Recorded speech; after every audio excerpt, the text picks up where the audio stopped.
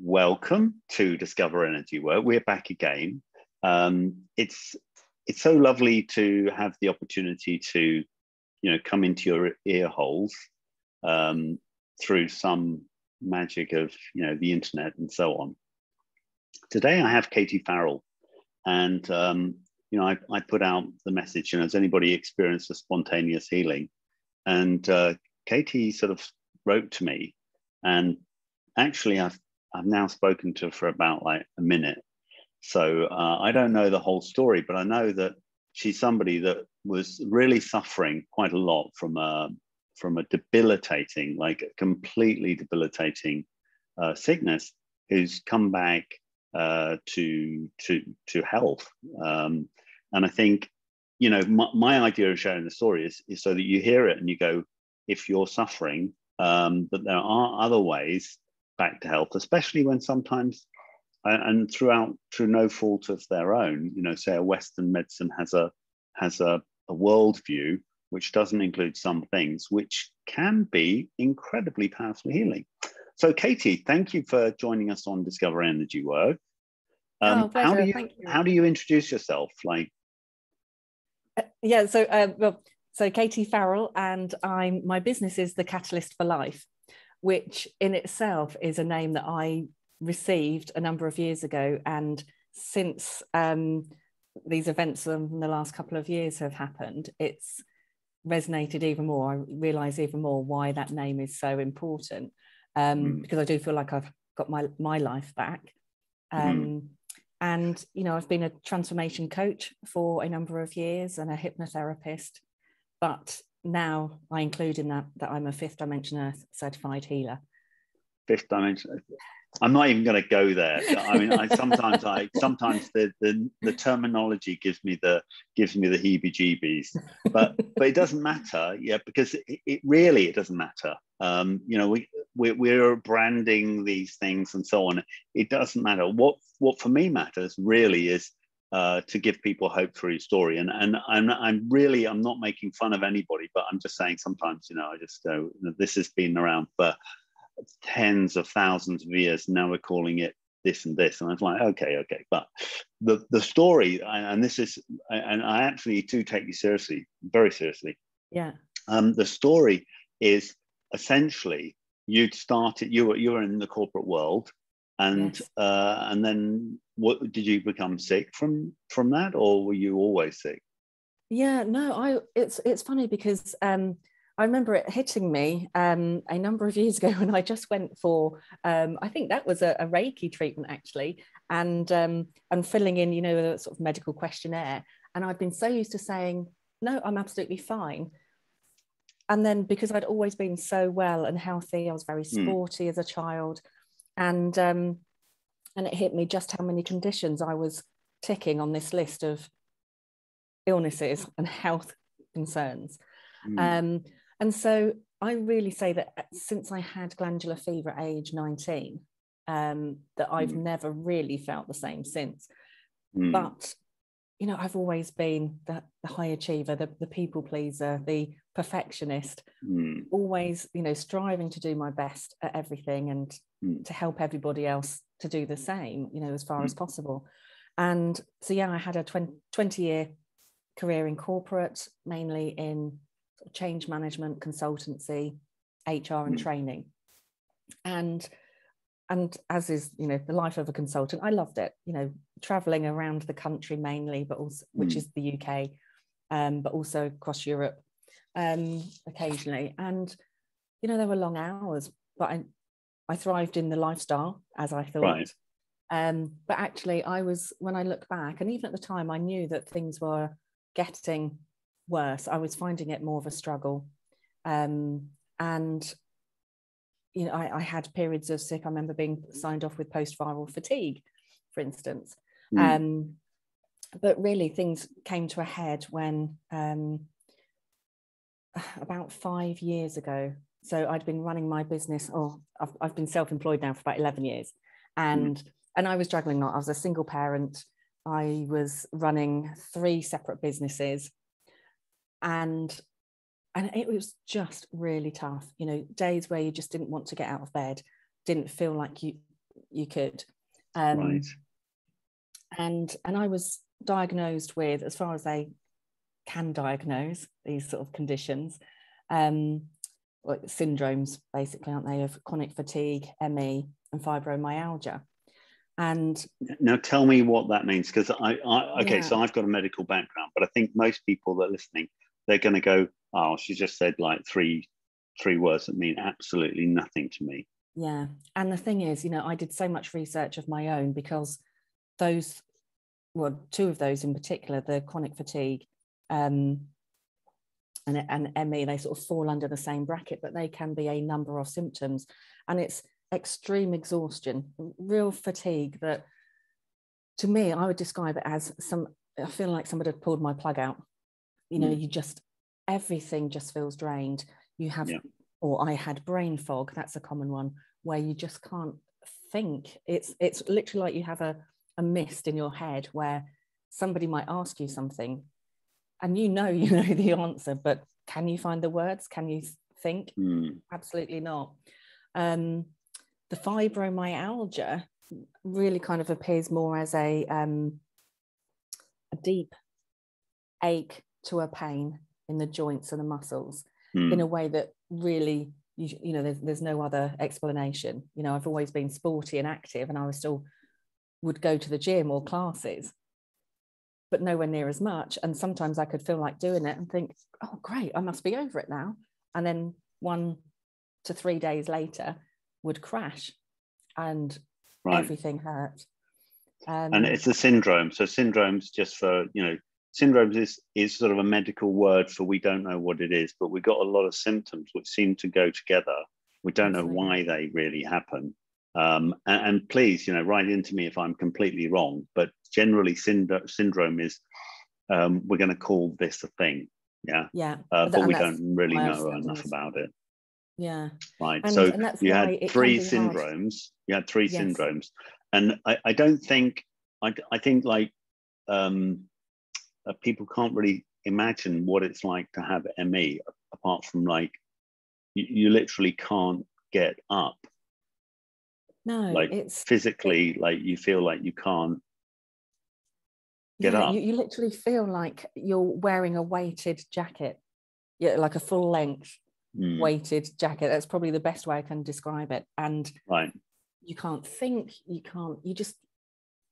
feel like everything has been shut down, or the volume, if you like, has been turned down on everything. So everything that you're used to just doesn't function in the same way. And it's like walking through treacle just to get through the day. And I think because of being the kind of personality that I am, but also I trained and qualified as a hypnotherapist. That was following a birthing or labour experience with my son, and I sort of naturally have. Yeah, wait a minute, I'm lost. You're 11 years self-employed, but you've got ME. I mean, how does that even work? Oh, to be honest, I don't know, but it is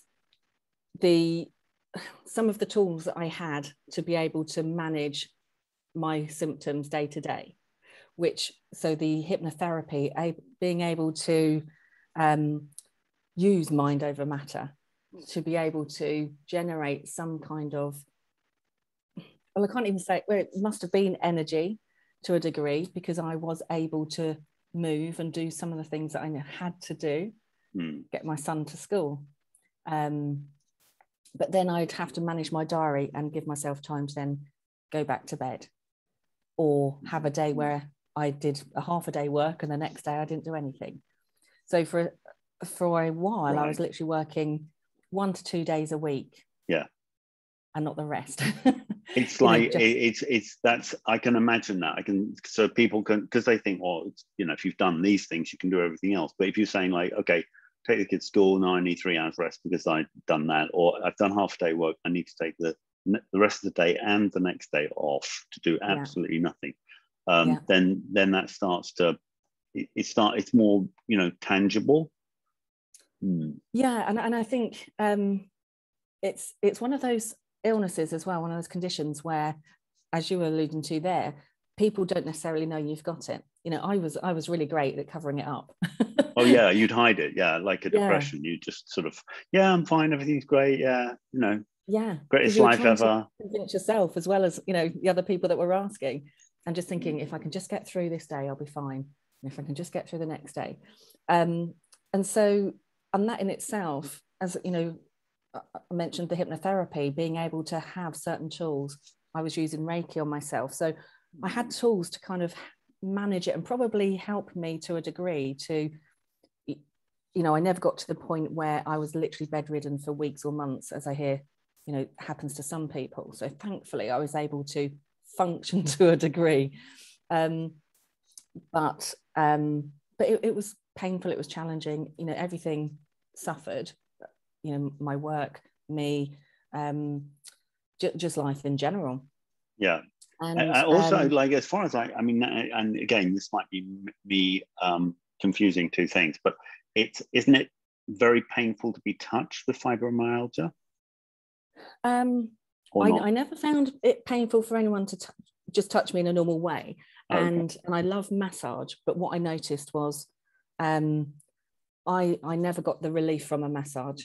I was in pain afterwards. So right. I found after a massage, I felt like I'd been in a boxing ring, and I knew that wasn't right.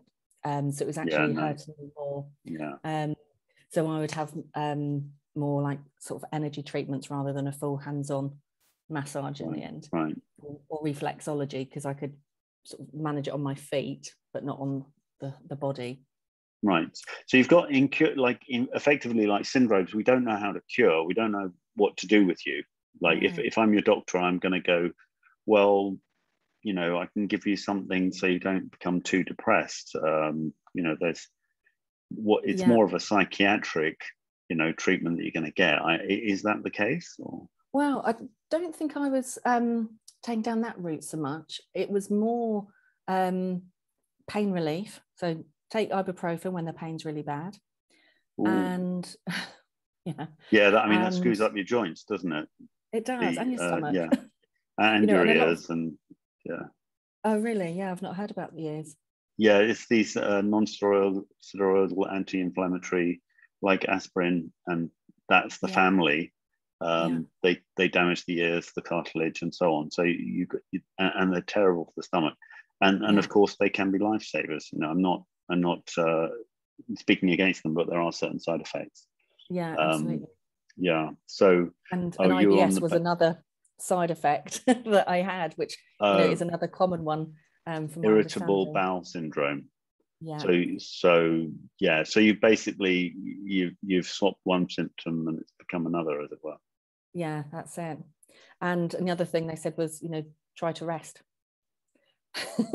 which is great. But you know, if they can prescribe you rest and for somebody else to look after your child and, you know, run your business for you, then great. But and how did this work in the relationship? I mean, did that just like, you know, I imagine that.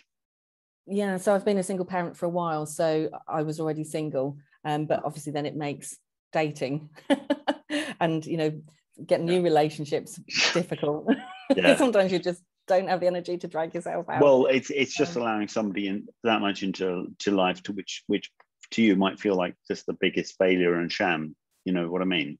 Like, hi, I'm this, you know, I'm this person, and then, you know, when they're in there, you go, yeah, by the way, I'm not actually that person. I'm this person.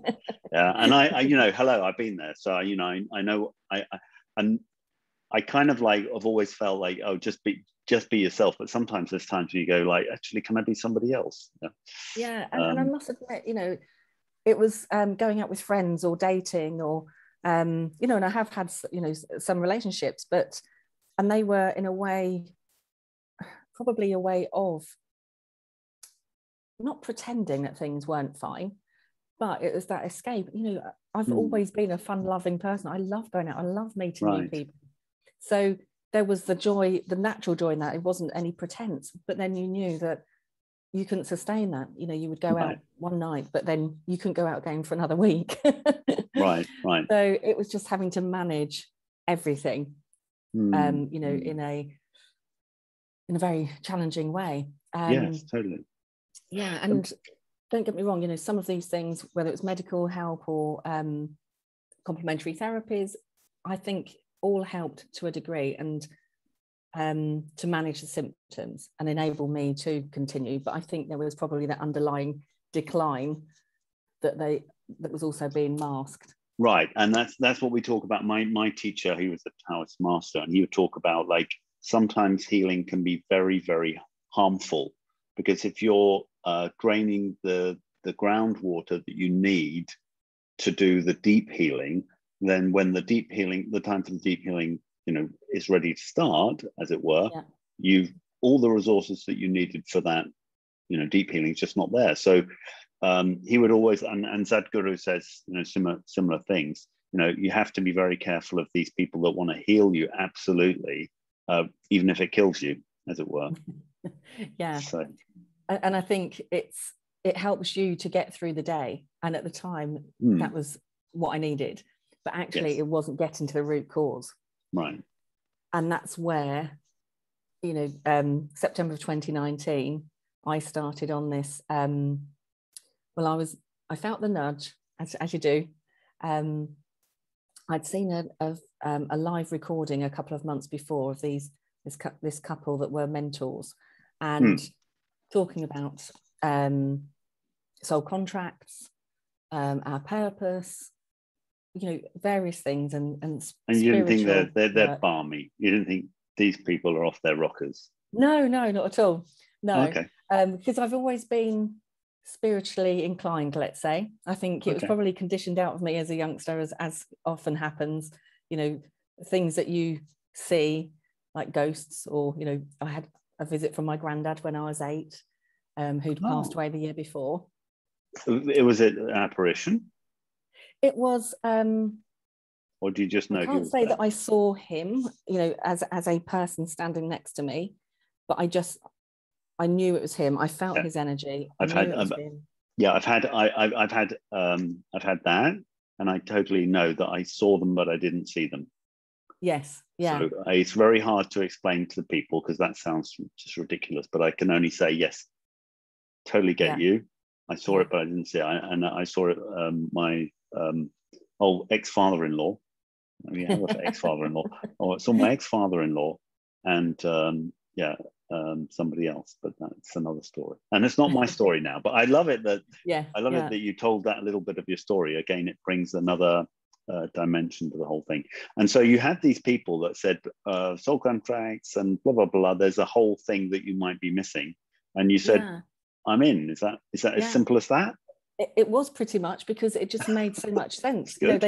They invited us, anyone that was interested, to kind of pop a question in, or and they gave us some feedback, and it were they online? Was it a town hall? Yeah, so it was a it was a Facebook Live that they were doing. Oh, okay. And it just landed with me. It just felt completely right. It felt like that missing part of the puzzle, and so basically I joined this community, Fifth Dimension Earth, as it is, and went through a spiritual awakening, so a releasing process. So it's releasing basically all of the low negative vibration, not just the transitional vibration that we take on through the day. If you've had a bad phone call with somebody, or something's gone wrong at work, or you've had an argument, but also low vibration that gets stored in the body, and that can be sort of trauma based typically. And I know the word trauma, I think, has a lot of meaning that comes with it, and people think, it's got to be something horrendous like abuse or a car accident, but actually trauma can be as simple as being a child and overhearing a conversation between your parents, and you think it's something about you and that you've done something wrong.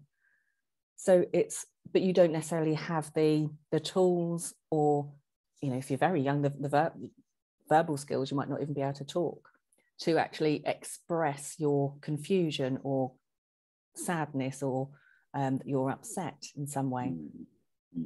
And so that emotion can get trapped in the body, and then, like law of attraction, like attracts like. You know, if you have other than experiences that are similar in terms of they cause a similar vibration in you, a similar emotion, and they can get attracted to that, and it grows and manifests in various ways. So this idea that happens, you definitely bought into that, and then you started working on it, and is that what happened? Yeah. Did they give you an empowerment? Did they like, put the hands on your head and no, or was it very much more pedestrian? I mean, it sounds remote. Wonderful. I mean, I really love it, because it's like, do we want to encourage people to go on Facebook Live and join in things? And that's a good question, and is there a danger in it? Yeah, and that's another good question. And then, is there a wonderful opportunity in it? And that's another good question. Yeah. But it was all done online. All done online. They had done it already in person a couple of times. They'd run a couple of in-person courses. And I joined I think as it turned out, the second tranche of people that were doing it online, and went through this awakening. So everything now, every experience in me has changed from fear labeled to love labeled, and that point of awakening means that I can no longer I can experience fear. We're designed to. It keeps us safe, obviously. Yeah, sure. If a masked man jumps out of an alley at me, I'm going to be afraid. Right. I've since been on self-awareness and self-defense course, so I might, yeah, the reaction is there, but you're more likely to say, okay, well, right, well, I'm going to do something now, rather than maybe going into freeze. Well, it's more that it doesn't then have a lasting impact on you. Fear in the moment, great, you deal with it and you move on. What's not going to happen to me now is that fear isn't going to take hold in my body and manifest into anything else. So, and then what happened was I went through a period of soul expansion and developing my own capabilities. Now, I've always been a healer. I've kind of known that. And so tell me about that. Come on. I want to know why you've known that. I mean, I love it. I believe it. I believe you. You're preaching to the choir, but why do you think you've known it? Something happened maybe when you were younger? Yeah, well, it's probably more the response and feedback I get from other people. And it's almost like a natural healing ability. And I've always been intuitive. I've always been very sensitive to people's emotions. Truth is very big for me. So I kind of have this ability to know when somebody's being truthful, and not just in your classic they're telling a lie or not, but if they're being authentic to themselves, even. Right. Okay. I've got that sort of that's a very useful thing radar, to have. Yeah. If you think, yeah, that's definitely a good thing to have. Yeah. But funny enough, it would also translate into, just trying to think how to describe this. I couldn't hear people's thoughts. Like, I wouldn't be, if I was talking to you, I wouldn't be hearing your thoughts. But because I haven't got any right now. I'm just so focused. I'm so enwrapped. I'm just like, but to me, it would get translated in a way that it was as if it was my emotion and my feelings. You felt it. Yeah. I can totally relate to that. Yeah. And I would think, oh, I don't know if I like this person. What's going on here? What am I getting? And so this helped me to really understand and kind of interpret what was going on. Right. And I'd been drawn to Reiki. I was introduced to that in my early 20s. Okay. Absolutely loved it. And I knew that I was getting, that's probably when it really solidified for me, that I was getting far more information and details about somebody than the Reiki per se would. Right. And I physically tripped over what turned out to be a ley line. What happened there? So I was going in for I think it was doing Reiki 1. And we all met at the place that the lady was holding the course, who was my Reiki master. It was in a very old house in Eton, in Oh, near yeah. Windsor.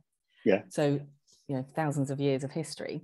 And it was one of those where you each brought a dish for lunch to share. We were getting drinks in the kitchen, then we walked through. So it's a very old house with a long stone corridor to the sort of living area where the course was being held. And so I was walking along talking to somebody holding my cup of coffee, and I just tripped. And I remember the fear I felt because the Reiki master was coming towards me, and I thought my black coffee, scalding hot, is going to go all over her if, you know, he sort of goes into slow motion. Thankfully, it didn't. I managed to hold on to it, and they were checking if I was okay. I said, yeah. I looked back, absolutely nothing there. And I just kind of made a joke out of it. I said, oh, I obviously just tripped over my own feet. But I knew I hadn't. I knew I was just walking and tripped. Mm. And the lady just sort of smiled knowingly at me and just said, you'll find out soon what that was. Oh. And then it transpired that there's a ley line going straight through that property exactly where I tripped. Right. So I'd felt, I'm getting goosebumps now as I'm saying that, I felt physically this ley line. Yeah, I mean, I find it interesting. You know, a lot of people, they go, you know, I've discovered this new thing, and actually, when you know, and I don't mean it disparagingly at all, but you know, if you start asking questions, say, well, actually, you know, there was this and this and this, and there are certain things that happen during our lives or in childhood where we've gone, oh, that's kind of confirmation. This is almost like a remembering of something rather than something Absolutely. new. Yeah.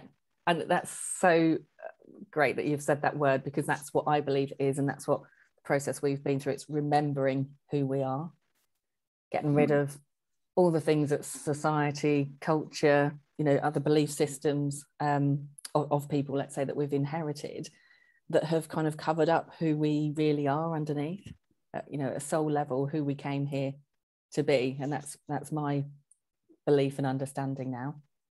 And so this sort of development of my healing capabilities, you know, I've been, it's funny because the more you talk, the more you kind of open up more cans of worms. You think, sure, I know. We literally could talk for hours. We could, but we're probably going to have to put some worms back in the cans. Yeah. So I developed, so just kind of answering your question about how the healing happened, was through developing my own healing capabilities further, which is through my connection with my higher self and my non-physical team, my guides, was actually helping people understand the root cause of trauma. So I'm able to, so if I was working with you now, for instance, Richard, I would connect in with you and bring, if this was relevant for you, obviously, bring forward locked and hidden memories that have been locked away to keep us safe, really. You know, things that we found too traumatic at the time, that had such an impact on us emotionally, energetically, that they were locked away. So we don't need to think about them anymore. Don't remember that. It just causes you too much pain or grief or whatever it might be. But actually, they are still causing, they still get re-triggered. So they still are causing impacts, negative impacts on us. And that's what was happening to me. So memories that I wasn't even aware of, they weren't even that traumatic, you know, when you look back and think about them now. But at the time, they were. And one of them was an inherited experience, energetically. Do you want to talk about it, or is it too? I mean, it's probably going to be a bit freaky, but then again, the people listening to it, you know, maybe it's not freaky. I don't know. Yeah. You see, because I say to people, when sometimes I'll pick up something, I say, oh, this is something from past life. I said, you don't have to believe in past lives. It doesn't even matter if it's really true or not. It matters that it's energetically changed. That's all that matters. And then you'll feel different. Yeah. So having said that, I mean, do you feel it's worth sharing that, you know, what it was? Well, one of the triggering experiences that I had, well, there were two, and it's relevant in terms of why the chronic fatigue was still happening, and especially when I thought it was over. I had an experience when I was younger, early teen, where you know, I was at a party and a lad that I knew, you know, was quite a good friend, but you know, I'm sure unfortunately, there are many incidents like this where, you know, I got locked me in a room and tried to get, let's say, too romantic with me, and I didn't want it. Now, I was able to get away. Yeah, it wasn't a very nice experience at the time, and especially because I knew him and thought I could trust him. But that's all I thought it was. You know, I got back to my friends at the party, didn't really, told them briefly, but never really mentioned it again. Didn't think I needed to. Nothing really untoward had happened. But then many years later, and this was then at the peak of my chronic fatigue, I'd been away on holiday with my parents and my son. We'd been to France, and my dad and I were swimming in the sea. And just as we'd sort of started going in opposite directions, I saw two French lads, talking to each other, but I noticed they sort of nodded towards my dad, and just something didn't feel right to me. So I stopped swimming, turned to look, and I don't think they knew that I was with my dad. And one of them went behind him, and the other one, and I say lads, they're probably early 20s. And my dad in his late 60s, early 70s at the time. And he just jumped on him and dunked him under. Now, he was already in water up to his, you know, covering his shoulders. And so they didn't know us, you know, it wasn't playful, it felt wrong. So I shouted out to them, knowing that it was going to take me a little while to swim back, but thankfully me shouting at them was enough. They suddenly looked frightened and sort of laughed and swam off. A couple of days after that, I had a major crash, physically, the chronic fatigue.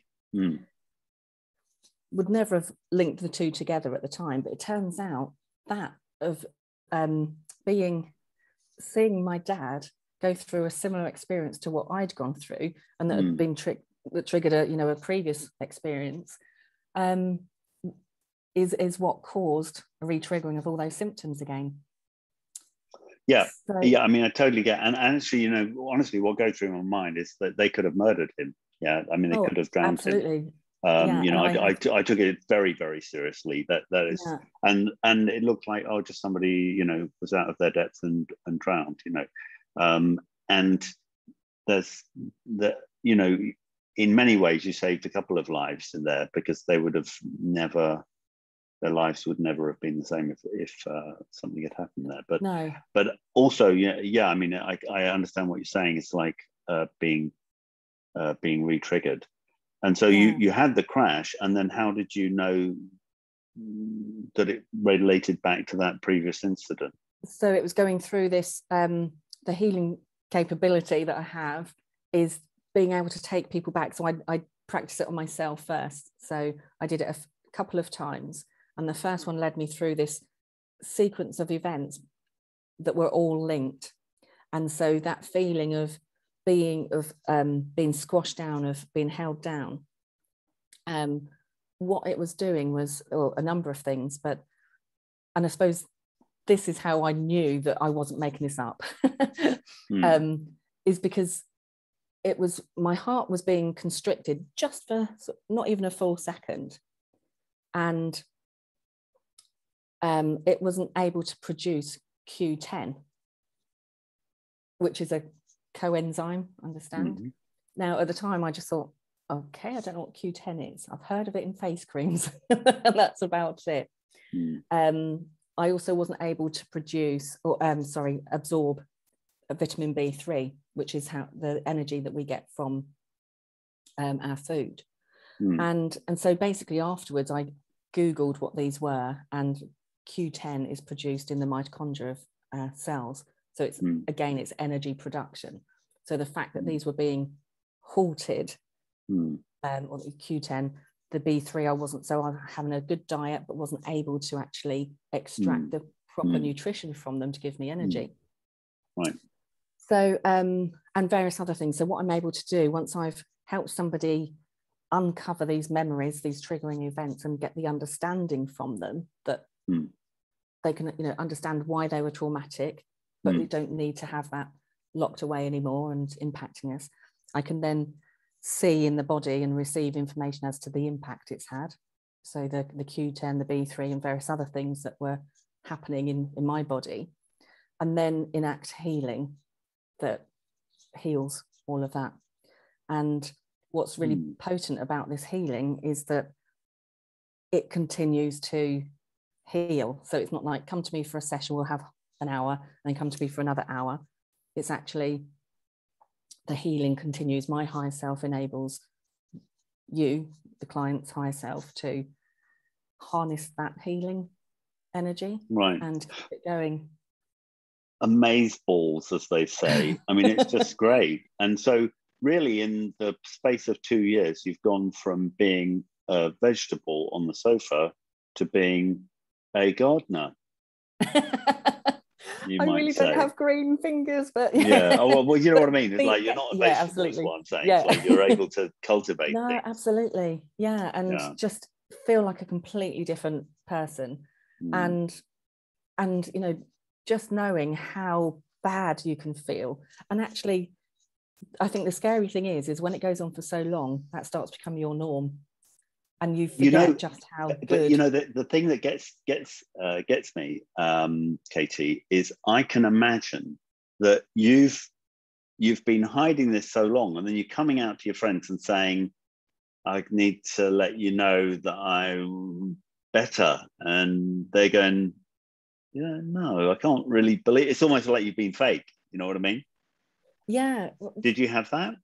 Yeah, I think I have to a degree, especially because we've been in lockdown this whole time. So it's not even as if we've been able to see each other that much and do things anyway. So yeah, I think there has, well, I know there has definitely been that, and it's really only my parents and, you know, a close friend that lives locally that knows just how bad I was. You know, and you know, because unless somebody lives with you, they don't see those times, and you don't want to, you know, if you're feeling good and you go out with a friend, the last thing you want to do is talk about how bad you were feeling yesterday. You want to enjoy the moments while you've got the opportunity. Exactly. Nobody wants to go out with misery guts. Yeah, I mean, misery guts, you know, and that's one of the problems with depression. When you have a depression, you meet up with your friends and they don't want to meet up with you anymore, and so sadly the depression gets compounded by that. Yeah. And both so sides, yeah. It is interesting because, like, well, number one, we've got something which probably and probably not incorrectly, like these syndromes, they probably have a massive psychosomatic component, but we don't know, because we don't even know, like, what Western medicine, I'd say, lacks the terminology, lacks the tools to even work out what they are, and I don't mean that with any disrespect. No. But it's almost like a healing of the mind, a healing of, and then the whole body's just sort of followed suit. And have you been able to, because I imagine this is, you're saying a lot of this been happening since COVID, so have you been able to connect with people and help them? Yeah, I have. So the healing for myself started a year ago. And since then I've been working with, well, probably for the last 6 months, to be fair, I've been working with people remotely. So, you know, thank God for technology in these times, especially. And, you know, and I've been able to help. I've worked with quite a few people who have been suffering in similar ways, you know, similar syndromes, chronic fatigue, ME, and other conditions. And, you know, having amazing results. One lady that I just worked with last week had been having, she had various health conditions and disabilities, but actually the one thing that she mentioned was this deep anxiety that she couldn't even necessarily explain, you know, very easily. But she said after just that one session, she said, it's like that whole anxiety just left my body. That, you know, and she was just, and I was amazed with her, because I'm constantly blown away by what this does. And I just, I love it. And I just, you know, want to be able to help anybody that wants it. I'm thrilled. I mean, I don't mean this in a patronizing way at all, but, you know, I came first to this 30 years ago. And, you know, when I hear you know, you've been doing it since 2019 and you're helping people and you're getting out there, then there's no, I've got to say, there isn't like a ratings listing. Like it's really about the ability that you have and your ability to help people. I think that's the thing. It doesn't matter how long you've been doing something. So 2019 or even last week, and you're helping people. We've got an interesting lady I'm talking to, and she literally sees the matrix of. She sees the matrix. She's like the mother in or the not what she's not. Forgotten what she's called, but you know, Matrix. You've got that lady that they see, who sees everything, whatever she's called, the augur or whatever. Anyway, and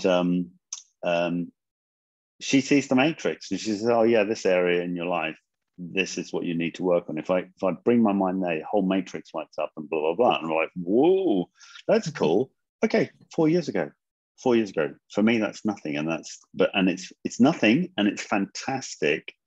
And it's still developing, of course. So, but yours is different. Hers literally came like a shot out of the blue, and yours is to a certain extent. It sounds like, you know, serendipitous. At the right time, you met the right teacher, and you found, I think that is how it happens, isn't it? Well, yeah, you know, well, I mean, that's one of it's the fair ways to say that happen. It's fair to say that. I think there's a spectrum, isn't it? But I mean, there's no. What would you say in this process has been the thing that's been the most useful, the most supportive to you? Wow, so much, because it really has been. Well, it's been a lot, and for me, it's all recent. It's all really recent. So, well, I think it's like we were saying earlier about joining the dots up, going backwards. You can see those experiences in childhood. You can see like meeting Barbara, my Reiki master, and you know, and then going through labor with my son and realizing I've always had this natural ability of mind over matter, and that led me down the hypnotherapy route. So it all ties in, and I think this was just the part at the end that brought it all together, that took all of those disparate things that I was able to do or understood, and brought them together. Go, it all makes sense now. I'm really sorry, but you might be just beginning. I don't want to shock you. Like you say at the end, it's like no, absolutely, you know, it's certainly not the end. Believe me, like it's a bit like the Matrix, and just see how deep the rabbit hole goes.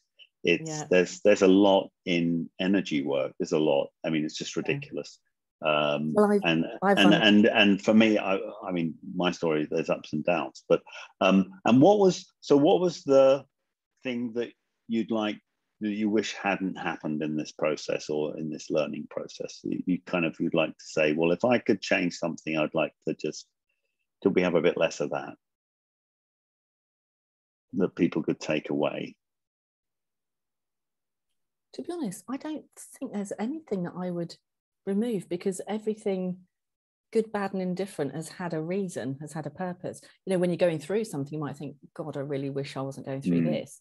And I must admit, going through that awakening process, getting rid of the baggage and understanding what's got you there, isn't a pretty place. You know, people think of the spiritual awakening as being all beautiful rays of light, you know, peace. And it's not. It's, you know, I remember saying to somebody, it's snot and tissues and and that's maybe that's a good takeaway, is you say, like, you know, it's not necessarily for the idea that perhaps I had, that it was, you know, just going to be, you know, light and angels, and sometimes it's really not for the faint-hearted. So that's a good thing to have. And if you've got the support, which you obviously did have from that place, and also knowing that you mentioned the remembering earlier, understanding that I, you know, through working with my non-physical team, I understood why I came here, and that I kind of put my hand up and said, I'm willing to go there and go through the rubbish to get to the point where I can really start to help others, you know, and help to raise the consciousness and to heal people of what they've gone through and how it's affected them mentally, spiritually, emotionally, physically. So so I'm, you know, if anything, I'm proud of being able to go through that and still being here to not only tell the tale, but and you know, others have had much worse experiences. I was lucky I had a nice childhood, and but yeah, I think we go through things for a purpose, and I've got that understanding of my journey now so that I can help others and be even more empathetic and compassionate about their journeys and help them. That's lovely. So what we can certainly do is we can put a link in the show notes, and people can connect with you, I assume, and yeah, book absolutely. a session. Yeah. And you probably even have, like, you'll connect with you through Facebook, yes, and so on. And yeah, I mean, it's you know what I like about it? I like that it's, you know, you've said, I consciously want to develop this, and there's somebody that says, all right, let me see, let's give it a whirl, and that you've got a result. And are you now doing this full-time professionally? Yeah, so I'm still doing coaching, but I do the healing completely separately, or as part, you know, in a program with coaching, because I actually support people to develop their own spirituality as well and their own abilities. So it's really, as I say, it's pulled everything together and makes so much sense. And I love that, helping people to not just heal, but to move forward as well in wherever they want to take it. Fantastic. Well, look, I can only you know, wish you the best of luck, and thank you so much for sharing your story. And I hope I wasn't too nosy. Oh, not at all. No. You know, I want people to just get a different view. You know, different views. It's not necessarily about. I want, you know, your next door neighbours view as well. You know, if I want the ordinary person's view, it doesn't have to be like came from heaven. But I think those are also important stories. Yeah, absolutely. So very cool. Thank you so much. Thank you, Richard. It's been a pleasure to be here, and thank you for having me.